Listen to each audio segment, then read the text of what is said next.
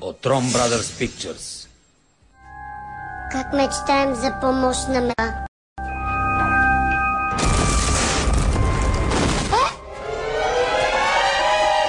Чичка, за тези звънци няма ли? Извинявай. Ти ли си Среброто? Що? Ако си от банката, не. Не бе, печелиш безплатен тунинг на метлата. Верно ли, Чичка? Аз ще черпим един фризьор, че малко си се занемарил. Ето го чипа с гаранцията. Успех, моето момче. Гати якия сервис. Този модел пак даде дефект.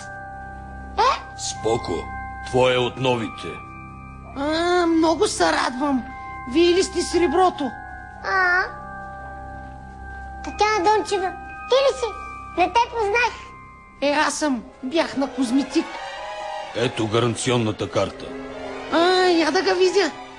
Чип за 500 коня. Тунингът беше завършен и Среброто отиде да го тества в Божурище. Честито на печелившите и добре дошли в Божурище. Да започваме.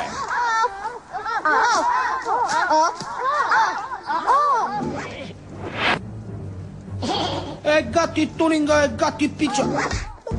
Пак ли дефект? Като не от Перник, бате. От Перник ли си, брато? От Асенов град съм. Що? Щото гледам пернишки тунинг. Сега ще те видим на полигона. Забравих си слънчевите цайки. Добре дошли на полигон Божурище в този прекрасен слънчев ден.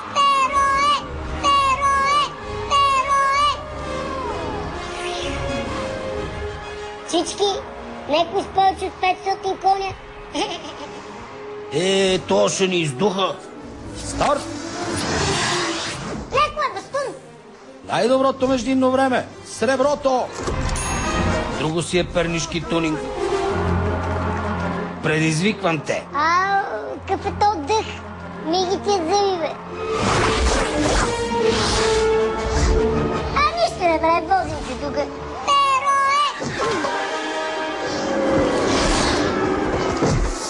Научи се първо.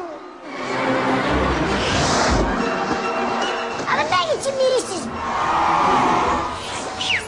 Гледайте сега какво мога. Влезете, То се уби. Опа, спокойно, нищо ми нема. Първо място с пернишки тунинг печели Среброто.